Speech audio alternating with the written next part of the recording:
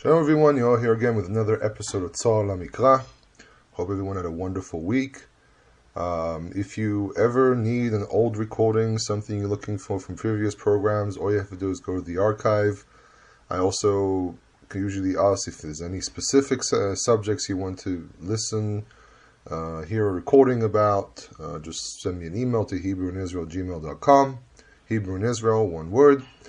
And this week we are continuing with the saga of the patriarchs. So first of all, I would say something interesting. Very interestingly enough, Isaac is portrayed as as a secondary character.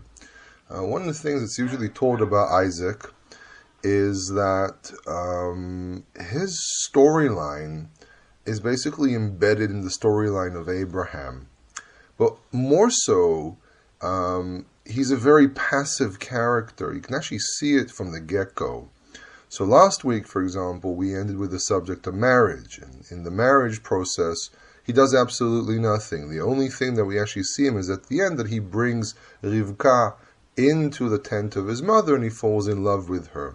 Now, by the way, just to mention this, to mention that someone's in love with someone in the Tanakh is very, very unusual. We have a couple cases where it mentions that someone loves someone, but there's more of a lust element there. With here, like for example, Samson, he falls in love with this woman, but Samson is always portrayed as more as a lust type of element. We also have situations like Amnon, who falls in love with the daughter of David, with Tamar. But it wasn't really love, it was more lust. Here, it's very interesting how Isaac is presented as this very gentle person, as this person who has a very strong ability to fall in love. And there's actually this very long discussion about Isaac's character in general, but they say that, for example, the experience of the Akedah made him into a very gentle person, into a person who is has very strong feelings. There are people going this discussion about traumatizing, but it doesn't seem to be Isaac was traumatized. It actually seems to be that he was spiritually elevated, that he reached this gentleness that Abraham, for example, was also a man of war who had the ability to go out and battle and so on. And Isaac is portrayed as a softer version of Abraham, of Avraham. And he's presented as a person who loves. Abraham is presented as a person who loves as well. But with Isaac, there's a more gentle element there. That we don't have a picture of a struggle with another woman. We have the struggle between the brothers, but he tries to transcend himself over the struggle between the brothers. And he tries to love everyone based on the simple rules of he's the firstborn. Excuse me. And sorry, I'm still recovering from the thing that almost developed into pneumonia, so I might cough sometimes. He's always trying to basically keep the peace about everything. So Isaac is presented as a relatively passive but very gentle character, but not necessarily weak. He goes out in endeavors, he tries to succeed, and he does. We see success in everything that he does, but he's quieter. He's living somewhat more in the shadow of his father as well. So no one's really trying to bother him too much because everyone knows who his father was, and he's referred to as Nasi Elohim, as we had last week. People respected his father, and because of his father, people respected him as well. So in any case, the parasha is called Toldot. The word Toldot comes from the root of Valad, which means descendants, and here it's used as the story of Isaac. And as I said, it's embedded in the story of Abraham. He's a character that doesn't really react that much. He's more passive, though we do see some reactions. In contrast to him, Rivka is a very, very proactive. She's a very active character. She's the one that steps in a lot of situations. She's the one that goes and wants to know what's going on with her sons. She's the one that intervenes between Esav and Yaakov. She's the one that is very active. She's the one that's very influential. And as I said, when you read a storyline, we also sometimes have to do a textual analysis. And textual analysis is to contrast the character of Isaac with the character of Rivka. So Rivka is more the active part. She's more the one who does things. So there are people who try to say that there's something a little feminine about Isaac. That Isaac is a little weaker. So the Almighty, not weaker, but he's more passive. So the Almighty gave him a wife that completes him. The Almighty gave him a wife that completes him. And I actually had a really interesting discussion a couple of nights ago with a friend who's about to get married. He's engaged, and he's actually getting married late in life. He's never been married before. I actually got married very, very young. Even for Israeli standard, I was relatively young. And we talked about the whole concept of marriage and the Almighty eventually sending to us the real person who completes us. I can't say all marriages are stories like some of the stories that I've heard throughout the years. But for example, my wife and I, we literally complete one another. And I've met a lot of couples like this. I've had friends who had to go through several marriages, which is very unfortunate. So you can guess these friends are older than me. But I have quite a few friends that unfortunately had to go through several marriages because there were issues. And I sometimes make the point that the reason certain marriages work and certain marriages don't work has to do with also cultural concepts that people take the marriage seriously. They realize they need to work on the marriage. You kind of say, oh, I love you, and do a Hollywood fantasy story of, I love someone, therefore I'm going to marry them. You have to work on the marriage as well. You have to put work into the marriage. And I think that Yitschak and Rivka, being in the ancient culture, though the marriage was fixed, they understood the responsibility, so they put effort into the marriage. So Yitschak knew that he needs to give tender love and careness and care about Rivka and so on. She knew that she has to be a backbone for him. She knew that she needs to be his support. And this is why she's so active. There was a certain element about Yitzchak that she realized that she needed to step in and help her husband. So she's very proactive because she knew that she needs to be a support. She is an ezer kenegdo, as it says in Genesis. She is a help before him. She is a help. It's not just, oh, we got married and it's now whatever. You have to put effort into the marriage. So this is one of the things we learn about Yitzchak and Rivka. Over a decade ago, I read this interesting book that was trying to explain marriage from a biblical perspective. And they were actually using the writer was using a lot of references to the Tanakh. And I remember reading this.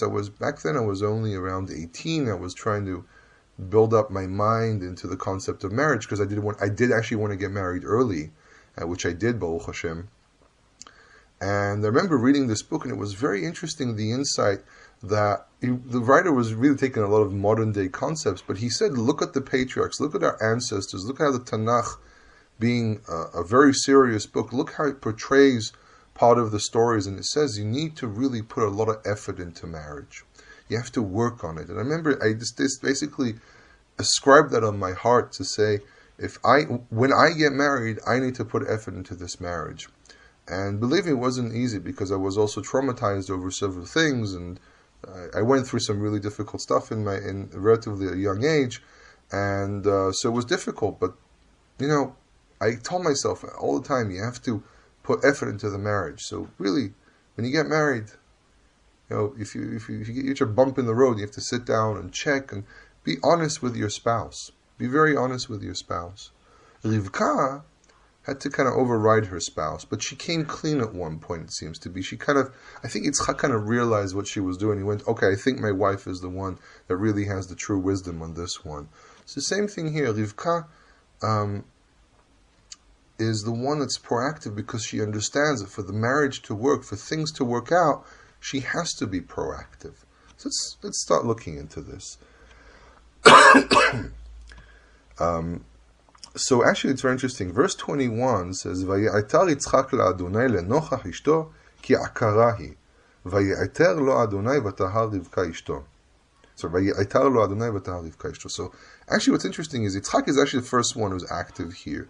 He is the man of God. He is the spiritual person. So he's the one that dwells in the, I would say, the etheric realm. He's the man of spirit. He is the spiritual backbone of the house, which is really how many marriages in Israel work. In religious families, the husband could be a provider. And Isaac is depicted as the provider. But the husband is also the spiritual leader of the house. He is the one that has to make the Torah decisions of, what is right and what is wrong in the eyes of Torah. He is like a miniature version of the bigger process, the bigger structure, tribal structure of the world, of the Hebraic world, where there are leaders, there are tribal leaders, there are Levites, there are priests, there's the high priest, and so on. So he is the one that brings down the spiritual part of the house.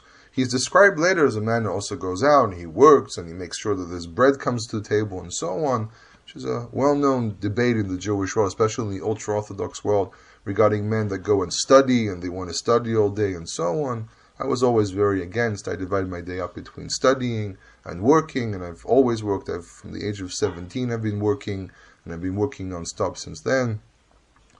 Thank God, Baruch Hashem, can't complain. And so he's the first action. He's the one that brings down the spiritual element, and God listens to him. But then, the moment she's pregnant, the moment it comes down to the physical, there's a certain practicality that women have. In our home, it's the same way. I am the one who studies. I am the one who also works the most. I bring down the spiritual element and also the physical element into the house. But at the end of the day, there's a certain practicality that my wife has that I lack. When it comes to the children, when it comes to running the house, I know finances and so on. That's stuff that I know. But the real element of how to run a household is a wisdom that most men don't really have. Men are too binary, where everything is very black and white with us. Women see the gray areas in between. So, verse 22 says, "Vaytrotzetzu banim bekirba." The children were struggling amongst them inside of her. Vatomer, and she said, "Im ken," if so, lama ze anochi? Why am I like this? It's a bit of interesting syntax here. Vatelech idrosh et Adonai, and she went to seek God. Where did she exactly seek God, and so on? Is a good question. I would say she might have gone to maybe some kind of a spiritual oracle of the time. Maybe she went out to the open field and she prayed and she was a certain prophetess. It's not very clear. And really, the truth is, maybe to the writer, it's. I'm going to refer as the writer. I'm not going to go too deep into that discussion. But maybe to the writer, it's arbitrary. It doesn't matter. A lot of people have this discussion about why does it say this and why does it say that, and they have piles and piles of books and discussions. And there's a thing that they teach when you study biblical studies, that writers leave certain places blank because it doesn't matter, or the writer wants you to kind of like go into this discussion with yourself, because maybe the point is not how did she ask. Maybe the focus should be that she did ask. Because a lot of people ask me about prayer and how is it that we can petition to God certain things and how dare we and so on. But no, look, she had a personal problem, so personal it's actually in her belly. It's her children. It's very physical, and she goes and she speaks with God, and God answers her. So a lot of people ask this thing about how is it that we can petition. So, and the answer is you can petition. And more so, there's actually this teaching in Judaism that says that God wants you to speak with Him. He wants to be in that relationship with you. He wants to hear your voice. That it's not like, oh, I'm so sorry, I'm asking. No, He wants you. He wants us to realize that we are in a relationship with Him. He wants us to realize that we're talking with Him, that there's a conversation. Why did prophecy end? Because we stopped talking with Him. We stopped looking for the conversation. He sent prophets for us to listen to. We didn't listen to him, and he said, if you're not going to listen, there's no point in talking. It's not a conversation. It feels like a monologue. But those who do seek to hear him apparently do hear. And I've met a lot of people that tell me stories that I think are true. I don't think these people are lying. I don't think this is some kind of crazy idea. I think those who open themselves up, who want to hear, and I'm not talking about crazy people, but normal people who hold real jobs, normal people that have businesses, and they're very down to earth, and they say, I had an experience here that doesn't make any sense, and the only explanation I have is that the Almighty was talking with me. The Almighty was trying to communicate with me. And if we open the channels, we can hear, and He will hear us as well. So she turns around to God, and she says, I have this physical problem, but this is the smarts of women. She realized there's something gray here. If you go to a man and say, there's something domestic, maybe there's a bit of she's not feeling well, and so on. Men have a tendency to more try to solve a problem. But she saw the gray areas. This is why women are the ones who raise children, because men don't have that. There's a wonderful wisdom that women have that men don't. And we see it here with the story of Rivka. She knew where she has to step in to fix things. Behind every successful man, there's a very strong woman. This is true. This is very, very true. I confess this. My wife in certain areas is much stronger than I am, and I'm very happy she's my wife. I praise God every day for that gift. And she receives an answer. She gets the gray areas, and the answer that she receives answers those little gray areas, and she's told there are two nations, and they're going to struggle with one another, and how fitting this is to what's going on now with Europe deciding to mark produce from Judea and Samaria and the Golan Heights. And by the way, this is all promoted by people like the BDS and so on. I actually read an article by someone who's actually very deep into the subject. He says it's really the people pushing this in the EU are anti-Semites. These are mostly Arabs and BDS activists and so on. But they're so blind. The EU is extremely blind to this, and this is the misplaced righteousness. I made a comment. I wrote something on Facebook a couple of days ago about a verse in Ecclesiastes, in Kohelet, Al teh tzadik harbe v'al teh rasha harbe, do not be too righteous, don't be too. And I really think that there's an element there of understanding the balance, of understanding that you can't be too righteous and you can't be too wicked. There's sometimes you have to take a middle ground to see the balance between things. And if the EU had half a brain, they'll realize who is promoting this, who is speaking with them, what these people are actually saying in secret. But the other side of it as well is probably this anti-Semitism, which fits Esav. Esav soneh Yaakov. Esau hates Jacob. He's the enemy of Jacob. And if we want to succeed against the EU, if we want to succeed, we need to return to Torah. And it's a real struggle. There's a real war going on over the loyalty to the Torah. And then we have the birth itself, and Yitzchak says, this is my firstborn, but Rivka understood, again, something spiritual, something very strong here. She realized that Yaakov is the real spiritual firstborn. There's a lot of midrashim that try to explain that they were really from two separate eggs. They didn't really understand the concept of eggs back then, but they kind of got an idea. They're trying to say that Yaakov was really the first fertilized eggs and so on, but that's not really the point. The point is that Rivka, throughout this story, recognizes, again, this gray area. She knows the children better. Yitzchak might be very gentle, might be very spiritual, but he's missing a gray point here, that the Rivka was sent by God to fill in these gray areas. And this gray area was that she realized that Yaakov, not Esav, Yaakov is the true firstborn because of the spiritual side of things. And this is why she decides to step in and be very, very proactive. And Yitzchak, you should realize, he did understand the wisdom of Rivka. But sometimes she had to go behind his back. Sometimes, as the saying that says, sometimes to be an angel, you have to be the devil. Sometimes you have to do things which are not necessarily so kosher, as we call them sometimes, to really do what's right. Sometimes being right, you have to do some wrongs.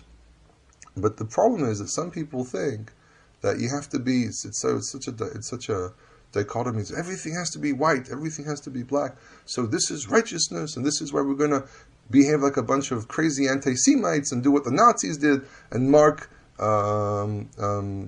Jewish produce. It's not done with any. There's 200 disputed territories in the world, but only Israel. Why? Because we have a very large Muslim population that's controlling countries, and countries are being taken over. So for them, this is very, very blind righteousness, and they don't understand this. Yitzchak was smarter than that. Yitzchak knew that if there's another voice out there, that he's not the only one that knows everything. This is the arrogance of the Western world, that they think that because they're the West, they're the smartest. They're actually the dumbest in the world. I actually would say that the Chinese are smarter than Western people, that they actually understand certain things. The Russians understand this as well.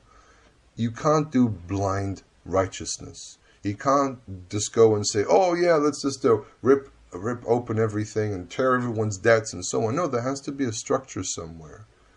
There are things, for example, when the Torah says that you undo people's debts, the debts is only if you lent money to someone. It's not business debts. If you sold something to someone and they owe you money, that debt is not gone. The Torah wasn't stupid, God forbid. It kept a balance. It knew where you should do something and where you shouldn't do something. The Torah keeps a very strong balance, and we see this in the stories. Yaakov meets up with his brother. Yaakov does everything right. His brother doesn't know the position that he has. His brother has no knowledge no real understanding of who he is. For him, it's just the rights of land and so on. Yaakov, being the more balanced person, realizes that being a firstborn is not just a rights, a physical right, it's a spiritual right. And I won't be surprised if Yaakov lived a lot with his mother. Esav was out there thinking that he's the wisest, he's the one who knows everything because he developed this and he developed that, and he's the Western world and so on. And Yaakov was the one that actually sat inside the tents. He's the one that actually really studied the reality. And he knew very, very well that there's something greater going on here. This blind righteousness, this is not a war over territory. This is a war over the land of God. This is a war over who is the real inheritor of the word of the divine? Who is the real Israel? And Islam teaches, they say that Muhammad was the final prophet and there's nothing after him. They were trying to annex the rights that were given to the people of Israel. This is a spiritual war, not a physical war. And Jacob, Yaakov, understood this. So he did a tactic here. There's not only a spiritual tactic here of taking away the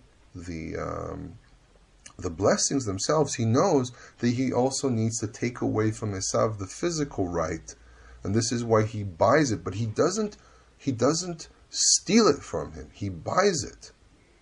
And this is, by the way, very true about a lot of territories here in Israel. A lot of land that Arabs claim they own were actually bought many years ago by Jews. A lot of areas were actually bought by Jews from Arabs who didn't want that land. Not that they actually own this land. There's a whole subject about Miri lands and so on. It's a pretty complex subject. People say that, they understand international law. It's way more complex than that. But there's a spiritual war going on here. And those who were living in the tents, those basically you can say the tents are tents of Torah, those who are living in the tents understand this spiritual war. And I think a lot of the Muslims in the world, they're looking at this as a spiritual war as well. But the West is not seeing the spiritual war here. The West is only seeing the bread. The West is only seeing the lentils. The West is only seeing the food. Think about it. It's kind of funny. The description here about the buying of the rights of the firstborn is over food. What are they doing? They're marking Jewish food. They're saying now, we don't want to buy this Jewish food. They're trying to kind of reverse this. I'm going to sound kind of funny here, but there's a spiritual pattern here. They're trying now not to buy the food. They're trying to reverse what Esav did. Excuse me, but you know what? It's been done. Your father did this already. The act has been done. There's no way of reversing it. The same way that Iran will never be able to damage the world like Persia did. Persia had its right thousands of years ago to be a kingdom. They are no longer a kingdom. They will not have the strength and power to do anything. But remember, everyone's dealing a lot with the physical side of things, but this is a spiritual war. All these things always have a spiritual side to them. There's a spiritual war going on here between the people who represent the God of Israel, the people who represent the true God of the world, versus the lies that people invent. And those who live in the lie, you can see this righteousness, quote unquote, that they think that they're following. But this righteousness is as blind and as dumb as the beliefs that they have. And you can see how fake it is. You just go into their literature and you see how forged and fake it is, how it just tries to imitate the Torah. And they originally, when people were more open about replacement theology and said replacement theology, you could see that what they're doing was an imitation. They're trying to imitate things. Esav was a descendant of Abraham, but Esav was not the one who was chosen. He had potential, but he didn't fulfill the potential. Ishmael was a descendant of Abraham, but at the end of the day, you weren't it. So give up. You can't steal the crown if you don't have the right. The only way for you to take the crown is by murdering. And eventually God intervenes when it comes to murder. Just look at the flood. Hamas is a type of murder.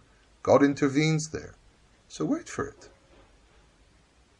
So the message for this week's lesson is like the sentence, Et tzara leYaacov umena yivashea. The time of turmoil to Jacob, and from it he'll be saved. This is not the first time that bad things happen, but at the end, God intervenes. And this is what happens here. Rivka spoke with God. She received the message. She knew what has to be done. We just need to hold on, especially people like me who live here in Israel. But the trouble's going on in the whole world. There's a lot of things going on that you don't hear in the news. Only if you step into certain news agencies you actually hear it. There's a spiritual war going on. And there's going to be a point that people will have to make a decision. But when they make that decision, if they choose the side of the God of Israel, mimena yivashea, they will be saved from this trouble.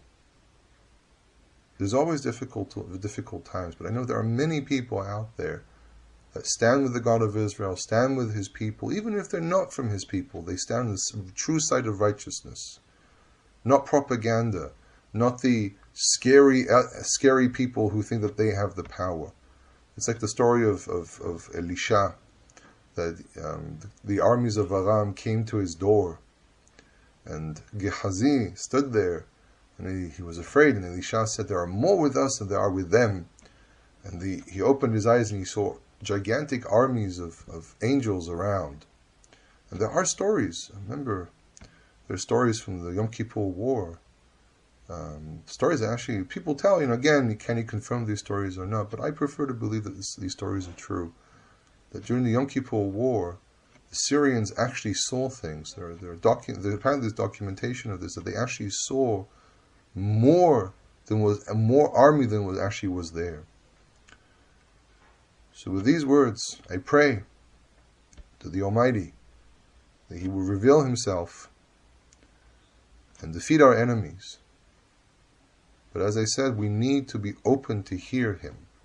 And when we open our hearts and we break off the heart of stone that we have, we will be able to hear Him. Shabbat Shalom.